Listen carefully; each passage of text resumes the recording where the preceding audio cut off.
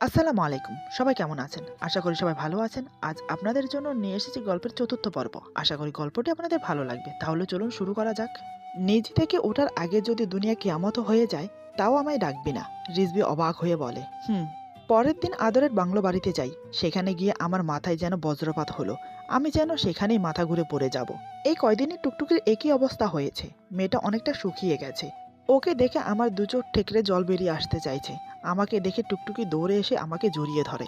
বুকে জমে থাকা হাজারো কথা ইশারায় ব্যক্ত করছে। আমাকে দেখে আকিকা খুশি হয়। আমি চাইলাম টুকটুকিকে নিয়ে আসতে, কিন্তু আকিকা আনতে দেয়নি। তখন আদর ছিল না। আমি ব্যর্থ হয়ে আবার আসবো বলে চলে এলাম। এদিকে ডাক্তার জরুরি তলব করেছে আদরকে। আজ টুকটুকির রিপোর্ট দিবার কথা। তাই এই জরুরি তলব। আদর বিকেলের দিকে ডাক্তারের কাছে গেল। ডাক্তার সকাল সকাল ডেকে পাঠায় আদরকে। কিন্তু অফিসে কাজ থাকার কারণে আসতে পারেনি। টুকটুকির রিপোর্ট তৈরি হওয়ার পর সরাসরি ডাক্তারের কাছে যায়। আদরকে দেখে ডাক্তার বলে, বসো তুমি। আদর তখন বেজায় চিন্তিত। ডাক্তার কী বলবে তা নিয়ে চিন্তার শেষ নেই তার। আদর খ্যাক করে গলা পরিষ্কার করে বলে, ডক্টর প্লিজ টুকটুকির বিষয়টা একটু দ্রুত ক্লিয়ার করুন। বড় ধরনের কিছু হয়নি তো? ডাক্তার তার চেয়ারে বসে কিছু একটা ভাবলেন। তারপর আদরের দিকে একটা রিপোর্ট এগিয়ে দিলেন। আদর কাপা হাতে নিল রিপোর্টটি। ডাক্তার বলে, বড় ধরনের কিছু না মাই সান, বেশি টেনশন নিও না। তবে টুকটুকির মধ্যে ভেসোভেগাল অ্যাটাকের সিনড্রাম আছে। আদর চুপ রইল। এই রোগটার সম্পর্কে তেমন একটা ধারণা নেই তার, তবে শুনেছে অনেক। ডাক্তার দুই দণ্ড থেমে আবার বলেন, ভেসোভেগাল অ্যাটাকে মানুষ হঠাৎ অচেতন হয়ে যায়। এর পেছনে কারণ থাকতেও পারে, আবার না। যেমন ধরো রাতে ওয়াশরুমে যেতে বা পানি খেতে উঠলে মাটিতে পা রাখতে অজ্ঞান হয়ে যাওয়া, ব্যাপারটা ঠিক সেরকম ডেঞ্জারাস। অস্ফুট সুরে বের হয়ে এলো আদরের মুখ থেকে। ডাক্তার বলে, ততটা না, নর্মালি। এজন্য ভয় পাওয়ার কারণ নেই। তবে যদি পানি বা আগুনের কাছে অজ্ঞান হয় তাহলে ভয়ঙ্কর। সম্ভবত খুব কম সংখ্যার লোকের থাকে এটা। আদর বলে, এর কোনো মেডিসিন? ডাক্তার বলেন, না, নেই। তবে দুই একটা থেরাপি টুকটুকিকে আগেই দেওয়া হয়েছিল। আই থিঙ্ক ওর আগের ফ্যামিলি এই ডিজিজ সম্পর্কে অবগত ছিল। আদর বলে, okay doctor, thank you for helping me. Doctor বলে, it's my duty dear, take care of Tuktuki. তারপর বিদায় নিয়ে চলে এলো। বাগানের প্রান্ত ধরে বসে আছে টুকটুকি। সারা দেহময় বিশাল বিরক্তির ছাপ। মনে মনে ভাবছে টুকটুকি, এখান থেকে পালানোর কোনো উপায় খুঁজে পাচ্ছে না। নুহাস এসেছিল সকালে। নুহাসকে দেখে হাত পা থরথর করে কাঁপছিল ওর। নুহাস চলে যাওয়ার পর হঠাৎই জ্ঞান হারায়। মানুষটা কতটাই খারাপ সে জানে। টুকটুকি তাকে ছাড়া থাকতে পারে না। তাও এত দেরি করলো আসতে। আকিকা তখন বাড়িতেই ছিল। নুহাসকে দেখে সেও খুব খুশি হয়েছে, কিন্তু টুকটুকিকে নিয়ে আসতে দেয়নি। তাই শত ভাবনায় মগ্ন টুকটুকি। এখানে আদরের কাছে সে থাকবে না। লোকটাকে তার ভালো লাগে না। আজ যখন নুহাসের সাথে যেতে পারলো না, তখন অসহ্য লাগছিল। আদর বাড়ি ফিরে পেছনের দিককার বাগানে চলে এলো। ছোট্ট একটা পানির ফোয়ারা আছে এখানে। টুকটুকি প্রায় এখানে পা ঝুলিয়ে বসে থাকে। আজও তার ব্যতিক্রম হলো না। আদর সেদিকটায় পা বাড়াতে নিয়েও আটকে যায়। টুকটুকি তাকে দেখলে মুখ বিষণ্ণ করবে, সে তার জানা। খুব খারাপ লাগা কাজ করে ভেতরটাতে তখন। একটা মানুষকে সে ছোট থেকে অন্ধের মতো ভালোবেসেছে, অথচ শুধুমাত্র পাশে থাকতে পারেনি বলে সেই মানুষটা এখন তার উপস্থিতিকেও অপছন্দ করে। আকিকা ছাদ থেকে আদরকে এভাবে দাঁড়িয়ে থাকতে দেখে নেমে আসে। ধীর পায়ে আদরের পাশে এসে দাঁড়ায়। আদর মুখ শক্ত করে সেভাবেই দাঁড়িয়ে থাকে মুক্তির মতো। আকিকা বড় একটা নিঃশ্বাস ছেড়ে দিয়ে বলে, এভাবে দূরে কেন দাঁড়িয়ে আছো? আকিকাকে চমকে দিয়ে আদর বলে, ভালোবাসতে হলে প্রেমিক প্রেমিকার মাঝে শরীরটাই আসল, তাই না আকিকা? আদরের হঠাৎ এমন প্রশ্নে ভরকে যায় আকিকা। মিনমিনে সুরে বলে, মানে শরীর কেন আসল হতে যাবে, মনটাই আসল। আদর বলে, না, তাহলে টুকটুকি ভালোবাসতো আমাকে। আকিকা বলে, সময় দাও, বাসবে। আদর বলে, বাসবে না, কারণ আমি ওর কাছে ছিলাম না এর আগে। ওকে আমার ভালোবাসার যথাযথ প্রমাণ আমি দিতে পারিনি। আমার আগেই অন্য কেউ জায়গা করে নিয়েছে ওর মনে। আকিকা বুড়ো কুচকে বলে, হোয়াট আর ইউ সিং? টুকটুকি অন্য কাউকে ভালোবাসে? আদর বলে, নুহাসকে। আমার ধারণা, তবে সত্যটা জানা নেই। আকিকা সচকিত ভয়ের তো কণ্ঠে আদরকে বলে, নুহাস আজ এসেছিল, টুকটুকির সাথে দেখা করে গেছে। আদর অবাক হয়ে বলে, হোয়াট? আর তুমি আমাকে জানালে না পর্যন্ত? কখন এসেছিল সে? আকিকা বলে, আজ সকালে। তারপর সব খুলে বলে আদরকে। সব শুনে আদরের মাথায় হাত। এদিকে মনোরমা বেশ রেগে ফায়ার হয়ে বসে আছেন। টুকটুকিকে তারা আসতে দেয়নি কথাটা যেন ঠিক তার গায়ে সয়নি। বিলাপ করেই চলেছেন সন্ধ্যা থেকে। রিজবিও কিছুটা খেপেছে।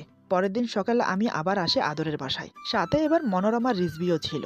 আদরের বাড়ি আসার পর জানতে পারি আদর নেই এখানে। কোথায় গেছে তা জানে না বাড়ির দারোয়ান। শুধু তাই নয়, টুকটুকি আকিকাও নেই বাড়িতে। এই কথা শুনে একটু খটকা লাগে আমার মনে। মনোরমাকে হোটেলে রেখে রিজবিকে নিয়ে এয়ারপোর্টে চলে যাই ফিরে যাওয়ার টিকিট কাটতে। টুকটুকিকে সমেত 4টি টিকিট কাটবো, তাই মনে মনে ভেবে নিয়ে এয়ারপোর্টে এলাম। কিন্তু সেখান থেকেই জানতে পারলাম আদর বাংলাদেশে ফিরে গেছে কাল রাতে। কথাটা শুনে তখন প্রচন্ড পরিমাণ অসহায় লাগছে নিজেকে। কান্না কান্না পাচ্ছে আমার। আমি সাধারণত কাঁদি না, ছেলে জাতটা আল্লাহ তাআলার অন্যতম সৃষ্টি, শক্ত হাতে দুনিয়া সামলাবে, পরিবারের সুরক্ষায় লোহ ঢাল তুলে নেবে, ভেতরটা ছারকার হয়ে রক্তক্ষরণ হলেও চোখ থাকবে ধীর, ঠোঁটে ফুটবে এক চিলতে চাঁদের মতো চমৎকার হাসি। সূক্ষ্ম রাগ তাদের বৈশিষ্ট্য, চাহনি মায়াময়, হাজারো চোখ সে চোখের ভেতরকার যন্ত্রণা দেখতে পাবে না। মুখ ফুটে তারা বলবে না আমি ভালো নেই। আমি মুহূর্তেই সামলে নিলাম নিজেকে। কঠিন সময়ে হোঁচট খেলে তো চলবে না। টুকটুকি খেলছে তো আমার সাথে, ছোটকালের সেই হাইড অ্যান্ড সিক। খেলুক, আমিও দেখব কতদূর সে খেলে। হাঁপিয়ে তো দিন শেষে আমার কাছেই ফিরতে হবে। এত সহজে ছাড় দেব না ওই মেয়েকে। দহন যখন দিয়েছে, এই প্রেমের দহনে দুজন একসাথেই পড়ব। এতটুকু আমার কাছে পরিষ্কার, আদর ইচ্ছে করে টুকটুকিকে দূরে রাখছে আমার কাছ থেকে। কিন্তু কারণটা কি? গত 6 দিন পর ছিল আমাদের টিকিট, কিন্তু একদিন অপেক্ষা করা মানে জম ডেকে আনা। আমি দম আটকে মরে যাব, কিন্তু অত টাকাও নেই হাতে যে আবার টিকিট কাটবো। আর দ্রুত যেতে টাকাও বেশি প্রয়োজন হবে। না চাইতেও 6 দিন পরেই ফিরতে হলো আমাদের। বাংলাদেশে ফিরে রিজভি মনোরমাকে নিয়ে বাড়ি আসে। আমি থেকে যাই ঢাকা। মাথা এতটাই গরম হয়ে আছে, রাত না হলে চলে যেতাম মিরপুর। অসহ্য অস্থিরতায় কাটলো আমার সারাটা রাত। এমন একটা পরিস্থিতির সম্মুখীন হতে হবে আমি তা কল্পনাতেও ভাবিনি। একটা মানুষ কিভাবে এসে কিছু কাগজের ভিত্তিতে এত বছরের সম্পর্কের ভিত কিভাবে নড়বড় করে দিতে পারে। টুকটুকির বার্থ সার্টিফিকেটও আদরের ফ্যামিলি হতে পারে, কিন্তু ছোট থেকে রেহানা যে শরীরের রক্ত পানি করে টুকটুকিকে বড় করেছেন, তার সার্টিফিকেট কেন নেই? মনোরমার শেষকালে অসুস্থ শরীর নিয়ে নাতনির জন্য এতদূর ছুটে আসা, টুকটুকির প্রতি তার ভালোবাসা, কই তার তো কোনো সার্টিফিকেট নেই। বাড়ির প্রত্যেকটা সদস্য যে এতটা ভালোবাসে টুকটুকিকে, কই তারও তো কোনো সার্টিফিকেট নেই। এই যে আমি ভালোবেসেছি, আমার মনটা দিয়ে দিয়েছি, সেটারও তো কোনো সার্টিফিকেট দিল না। তাহলে হয়তোবা এই মূল্যবান জিনিসটা ফেরত পেলেও পেতে পারতাম। কাগজের কয়েকটা কালির খোঁচায় সম্পর্কের ভীতিটা প্রমাণ হয়। মিরপুর ঘুরে যখন পাইনি, বাড়ি ফিরতে ফিরতে প্রায় 1টা বেজে যায়। তখনই নিবিড় কল দিয়ে বলে দ্রুত বাড়ি ফিরতে। ফিরে এসে এত বড় ধাক্কা খাবো তাও ভাবতে পারিনি আমি। যে টুকটুকিকে খুঁজে আমি ঢাকার প্রতিটা গলি চিনে ফেলেছি, সে টুকটুকি এখন আমারই বাড়িতে। কিন্তু নিবিড়ের কথার মাঝে কিছু একটা ছিল, যেটা আমাকে খুব ভাবাচ্ছে। টুকটুকি বাড়ি ফিরে এসেছে, সবার তো খুশি হবার কথা, কিন্তু নিবিড়ের কণ্ঠে কেমন যেন একটা বিষণ্ণতার ছাপ বিরাজমান। বুকের ভেতরটা কেমন যেন ধূপ করে উঠল। টুকটুকি ঠিক আছে তো? কেমন জানি কেঁদে কেঁদে কথাগুলো বলছিল নিবিড়। আমার মাথায় কিছু আসছে না, তাই আমি তখনই বাড়ির উদ্দেশ্যে রওনা দিই। বাড়ি ফিরতে ফিরতে রাত 1টা বাজে। আমাকে দেখে সবাই কোথায় খুশি হবে তা না করে সবার মুখে যেন বিষণ্ণতা আর ভয়ের ছাপ ফুটে উঠেছে। আমি খুব আনন্দিত ছিলাম, কারণ অনেকদিন পর আমি আমার টুকটুকিকে বুকে নিতে পারবো। এত এত অভিমান যে তার উপর আমার। অনেক না বলা কথা জমে আছে আমার বুকে, সেগুলো তো বলতে হবে তাকে, তাই না? কিন্তু সবাই আমাকে দেখে এভাবে তাকিয়ে আছে কেন? তাদের সবার মুখ দেখে এটাই মনে হচ্ছে বাড়িতে কিছু একটা হয়েছে। আমি দৌড়ে গিয়ে মাকে জিজ্ঞেস করলাম, কি হয়েছে মা? তোমরা সবাই এভাবে চুপচাপ দাঁড়িয়ে আছো কেন? বাড়িতে টুকটুকি এসেছে, আমি ফিরে এসেছি, কোথায় সবাই আনন্দ করবে তা না সবাই মুখ লটকিয়ে দাঁড়িয়ে আছো। দেখলাম কেউ কোনো কথা বলছে না। এমন মনে হচ্ছে কেউ যেন আমার কথা শুনতেই পাচ্ছে না। এবার আমার খুব টেনশন হতে লাগলো। কিছু তো একটা হয়েছে, যেটা সবাই আমাকে বলতে দ্বিধাবোধ করছে। কিন্তু কি হয়েছে? এবার আমি আর নিজেকে নর্মাল রাখতে পারলাম না। কণ্ঠে গভীরতার ভাব এনে বললাম, বাড়িতে কি হয়েছে? কেউ কি কিছু বলবে আমাকে? এতক্ষণ পর আর্তনাদ করে উঠল রেহানা। এবার যেন ভয়ঙ্কর কিছু একটা আমার গলা রোধ করে আসছে। হঠাৎ বাবা আমার কাঁধে হাত রেখে বলে, নুহাস তুই ভিতরে যা, হাত মুখ ধুয়ে ফ্রেশ হয়ে নে, একটু বিশ্রাম নে, পরে তোকে সব বলছি। আমি বাবার হাতে হাত রেখে বললাম, কি হয়েছে বাবা? আমার ধৈর্যের পরীক্ষা নিও না প্লিজ, বলো কি হয়েছে। এখানে সবাই উপস্থিত আছে, কিন্তু টুকটুকি কোথায়? এমন সময় রেহানা বলে, বাবা নুহাস, আমার মেয়েটাকে বাঁচিয়ে নে, ও ছাড়া যে আমার আর কেউ নেই। এই কথা শোনার সাথে সাথে আমার পেট দেয়ালে ঠেকে গেল। আমি কাঁপা কাঁপা গলায় বললাম, কি কি কি হয়েছে ওর? কোথায় ও?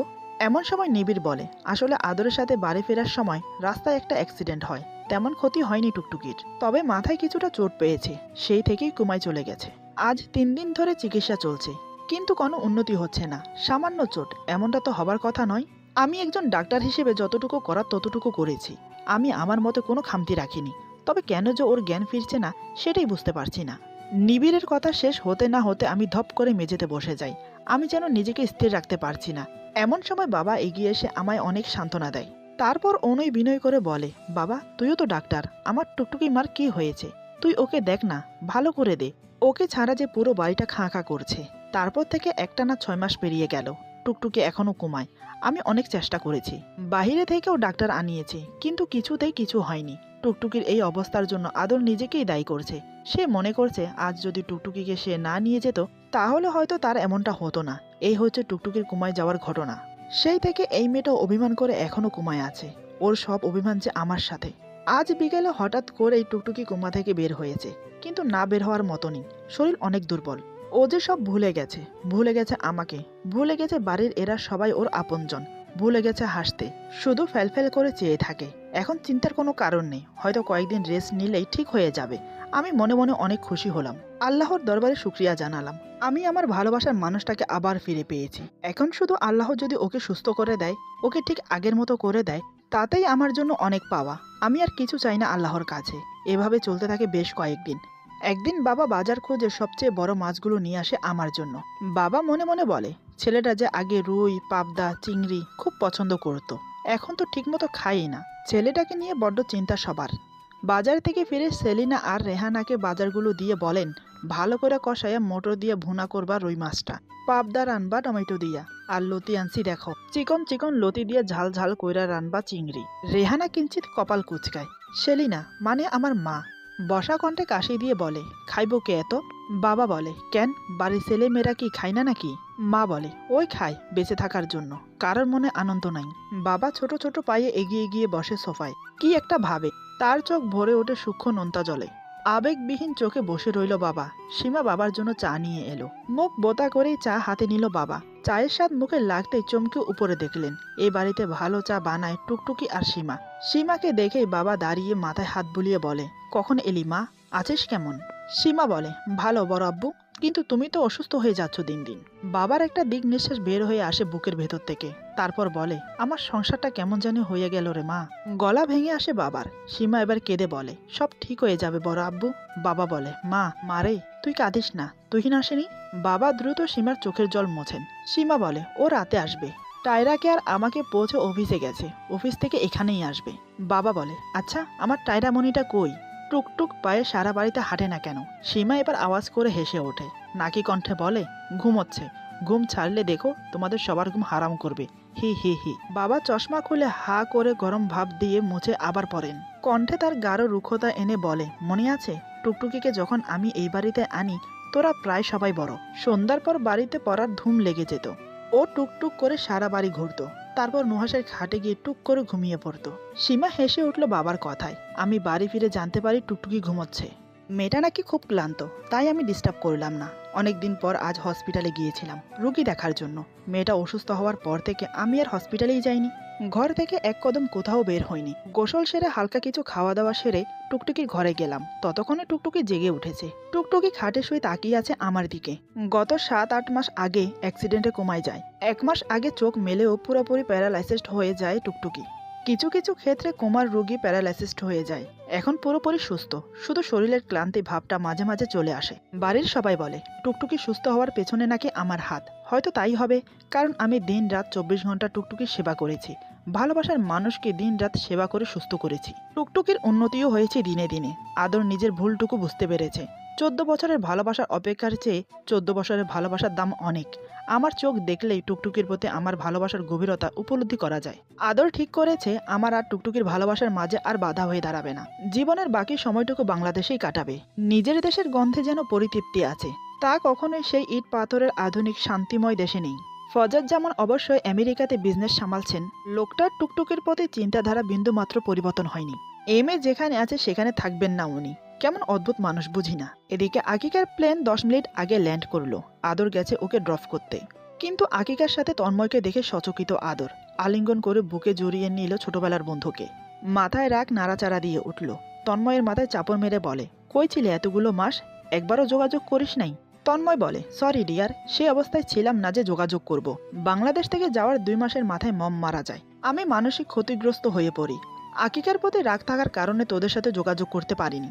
আর করতামই কিভাবে? ফোন ভেঙে ফেলেছি, সিম নষ্ট করে ফেলেছি, তারপর আমি পুরো একা হয়ে যাই। তন্ময় এমন ভনিতে কথা বলছে যেন কিছুই হয়নি, অথচ কত বড় ঝড় নেমেছে ওর জীবনে।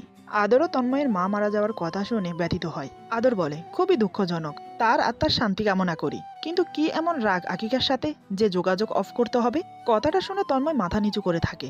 তারপর হঠাৎই কিছু বলতে নিলে তার আগে আকিকা বলে, আমরা ভালোবাসি একে অপরকে। কিন্তু প্রথমে আমি মানতে পারিনি, বুঝিও নি। বারবার আঘাত করেছি ওকে, অপমান করেছি, কষ্ট দিয়েছি, ইগনোর করেছি। অবশেষে চলে যায় তন্ময় আমার উপর অভিমান করে। হঠাৎই আকিকার মুখে ভালোবাসার কথা শুনে চমকে যায় তন্ময়। মনের ভিতরে এক অন্যরকম প্রশান্তি ভরে ওঠে ওর। আদর হতবিহ্বল হয়ে গেছে, কিছু বলার ভাষা নেই ওর। তন্ময় খুব গভীর প্রকৃতির ছেলে, তা জানে আদর, বাট ফ্রেন্ড হিসেবেও কথাটা বলেনি তাকে। আর আকিকাও না। আদর অবাক হয়ে বোকার মতো বলে, আর আমি বিষয়টা ধরতেই পারিনি। তন্ময় ঝটপট বলে, মেয়েটার দিকে তো একবার তাকিয়েও দেখিসনি। আর যাই হোক, বোনটা তো তোর। একবেলা খেয়েছে কিনা কোনো খোঁজ নিয়েছিস? বাকিটা টের পাবি কি করে? আদর বলে, আচ্ছা বাবা, সরি। তা আকিকা তোকে পেলো কই? তন্ময় বলে, সে অনেক কথা, আগে বাড়ি চল, তারপর বলছি। এরপর সবাই একসাথে বাড়ি ফেরে। এর মাঝে তন্ময় আর আকিকার কোনো কথা হয় না। আসলে আকিকা এখনো অভিমান করে আছে তন্ময়ের উপর, কারণ ছেলেটা হুট করে না বলে চলে গিয়েছিল। তন্ময় চলে যাওয়ার পর আকিকা অনেক খুঁজেছিল তন্ময়কে। খুঁজতে খুঁজতে ক্লান্ত হয়ে গিয়েছিল আকিকা। একদিন শপিং করতে গিয়েছিল মার্কেটে, সেখানেই হঠাৎ তন্ময়কে দেখে। তারপর আর ছাড়েনি, কিন্তু ভালোবাসে সেটাও বলেনি। আজ সে আদরের সামনেই বলল সে তন্ময়কে ভালোবাসে। তারপর বাড়ি ফিরতে ফিরতে আকিকা তন্ময়কে কিভাবে খুঁজে বের করলো পুরো কথাটা শুনে নিল আদর। আদর খুবই খুশি, আকিকা আর তন্ময় একে অপরকে ভালোবাসে। আদর মুখে হাসি টেনে বলে, এখন শুধু তোদের বিয়ে দেওয়ার বাকি। আকিকা সব সময় আদরের ওই ঠোঁটে হাসি রেস চেয়েছে, তবে আজ আদরের এই হাসি ঠিক হজম হচ্ছে না। আচ্ছা, টুকটুকির সাথে আদরের বিয়ে হলে কি খুশি হতে পারতো আকিকা? জীবন কারো জন্য থেমে থাকে না, সেই যাই হোক না কেন। তন্ময়কে পেয়ে আকিকা খুবই খুশি এখন। হয়তো নতুন করে ভালোবাসবে ওকে, শুরু করবে নতুন প্রেমের অধ্যায়। একসময় বাড়ির সামনে এসে গাড়ি থামতেই নতুন দারোয়ান মদন মিয়া ছুটে এলো। মদনকে দেখলেই হাসি পায় আকিকার। কেমন মোটাসোটা, গুলুমুলু, বুদ্ধিহীন একটা লোক। এই যে দারোয়ান হয়ে এত বড় বাড়ির নিরাপত্তা কিভাবে সামলাবে কে জানে। মদন 2 মিনিটের রাস্তা দৌড়ে এসে হাঁপিয়ে গেল। 2 হাত দিয়ে হাঁটুতে ভর দিয়ে একটু জিরিয়ে নিল। আদর ওর কাণ্ড দেখে হেসে বলে, কি মদন ভাই, কিছু বলবে? মদন জোরে জোরে নিঃশ্বাস নিতে নিতে বলে, একজন আইছিল আপনাকে খুঁজবার, পায় নাই, পরে গেছে গা। আদর বলে, কে আসছিল? মদন বলে, একটা সেমরা। আদর এবার বিরক্ত হয়ে বলে, আচ্ছা বুঝলাম, নাম তো বলো কে? মদন বলে, ভুল্লা ফেলাইছি তো। আদর কপাল কুচকে বলে, আমাকে খুঁজেছিল? মদন বলে, হ। আদর বলে, আচ্ছা কেমন দেখতে ছিল তা তো মনে আছে? মদন বলে, ইয়া লাম্বা, শ্যামলা। আকিকা অবাক কণ্ঠে বলে, এভাবে কি মানুষ চেনা যায়? আচ্ছা, যে এসেছে দরকার হলে আবার আসবে, নয়তো ফোনে জানিয়ে দেবে। তারপর গেট খুলে ওরা ভিতরে প্রবেশ করে। আদর ভিতরে আসতে মদন আবার এলো ভিতরে। এসে 32টা দাঁত কেলিয়ে হাসতে লাগলো। তন্ময় বিরক্ত হয়ে বলে, ভাই আবার কি? এমন 32টা দাঁত দেখাও কেন? তন্ময়ের কথা শুনে টেনশনে পড়ে গেল মদন। তার তো 30টা দাঁত, 32টা দাঁত কিভাবে দেখলো? 2টা দাঁত কি ওর অজান্তেই উঠে গেল নাকি? মদন ভয়ার্ত চোখে তন্ময়কে দেখে বলে, আমার তো 30টা দাঁত ছিল, 2টা দাঁত বাড়লো কেমনে? আম্মাই ছোট্টবেলা থাবর দিয়ে 2টা দাঁত হালাইয়া দিছিল, তয় এখন কি উঠে গেল নি? আদর এবার জোর গলায় রাগ দেখিয়ে বলে, কি তামাশা করতেছো, যা বলার বলো। মদন বলে, ও হ্যাঁ, ওই স্যারাটা আপনার নাই সৈন্যা কিছু লেখা দিয়ে গেছে, কইলো আপনারে দিতে। এই বলে ভাঁজ করা চিরকুটটা আদরের হাতে দিয়ে চলে গেল। আদর রুমে এসে কাগজটা রেখে চলে গেল ওয়াশরুমে। লম্বা শাওয়ারের পর শরীরটা ঝিমঝিম করছিল, তাই বিছানায় শুয়ে আমাকে ফোন দিতে নিয়েও দিল না। শরীরে এক ফোঁটা শক্তি নেই কথা বলার মতো। ফোনটা অফ ছিল এতক্ষণ। আমি অনেকগুলো কল দিয়েছিলাম সারাদিনে আদরকে, কিন্তু আদর এতটাই ক্লান্ত যে এখন কথা বলা প্রায় অসম্ভব। মোবাইল আবার অফ করে রেখে দিয়ে ঘুমের অতলে হারিয়ে গেল আদর। ঘুম ভাঙলো আকিকার ডাকে। তন্ময় খুব ভালো রাঁধে, যদিও বাঙালি খাবার সে পছন্দ করে, তবে আমেরিকার প্রায় সকল রান্নাই পারে। আদর প্রায় রাত 8টা পর্যন্ত ঘুমালো। আকিকা না ডাকলে হয়তো জাগতই না। তারপর সবাই একসাথে বসে খাবার খেয়ে নিল। খাবার শেষ করে আদর চলে গেল নিজের রুমে। রাতে খাওয়া দাওয়ার পর আকিকা ছাদে এসে দাঁড়িয়ে আছে। এটা তার প্রতিদিনের অভ্যাস, খাওয়া দাওয়ার পর ছাদে এসে কিছুটা সময় কাটানো। আজও তার ব্যতিক্রম হলো না। ছাদে আসার কিছুক্ষণ পর তন্ময় আসে। আকিকা অনুভব করলো কেউ একজন ওর পিছনে এসে দাঁড়িয়ে আছে। সে চেয়ে দেখলো, দেখে তন্ময় দাঁড়িয়ে আছে, এমনকি অপলক দৃষ্টিতে তাকিয়ে আছে। তন্ময়ের চাহনিতে এমন কিছু ছিল যেটা আকিকা বেশ বুঝতে পারছে। তন্ময়কে পেয়ে আনন্দে কষ্টের মনটা ভরে উঠল। ইচ্ছে করছিল দৌড়ে গিয়ে ওকে জড়িয়ে ধরে। ঠিক তাই করলো আকিকা। ছুটে গিয়ে জড়িয়ে ধরলো তন্ময়কে। পাগলের মতো শক্ত করে জড়িয়ে ধরে চিৎকার দিয়ে কেঁদে উঠল, যেন অনেক কষ্ট জমে আছে বুকে, সেটাই হালকা করতে চাইছে। তন্ময় বেশ বুঝতে পারলো সে না থাকায় কতটা কষ্ট পেয়েছে আকিকা। সে যতই তন্ময়কে অপমান করুক, অবহেলা করুক, কিন্তু তন্ময় চলে যাওয়াতে তার প্রতি দুর্বলতা যে একটা আছে সেটা বেশ বুঝতে পেরেছে আকিকা। বুঝতে পেরেছে তন্ময়কে ছাড়া সে থাকতে পারবে না। তন্ময় আকিকাকে জড়িয়ে ধরে, শক্ত করে বুকের সাথে চেপে রাখে। আকিকার চোখের জলে তন্ময়ের বুক ভেসে যাচ্ছে। তন্ময় আকিকার মাথাটা শক্ত করে বুকের সাথে চেপে ধরে, মাথায় আলতো করে চুমো দেয়। বুঝতে পারে খুব অভিমান করেছে তার মনের মানুষটি। তাই তন্ময় অনুস্বরে বলে, আই এম সরি লক্ষ্মীটি, I am very very sorry. আমার উচিত হয়নি এভাবে চলে যাওয়াটা। তোমাকে ছেড়ে যে আমি ভালো ছিলাম তা কিন্তু নয়। প্রতিনিয়ত আমাকে তোমার শূন্যতা কুরে কুরে খেয়েছে। এবার আকিকা নিজেকে স্বাভাবিক করে বলে, কেন চলে গিয়েছিলে আমাকে ছেড়ে? তুমি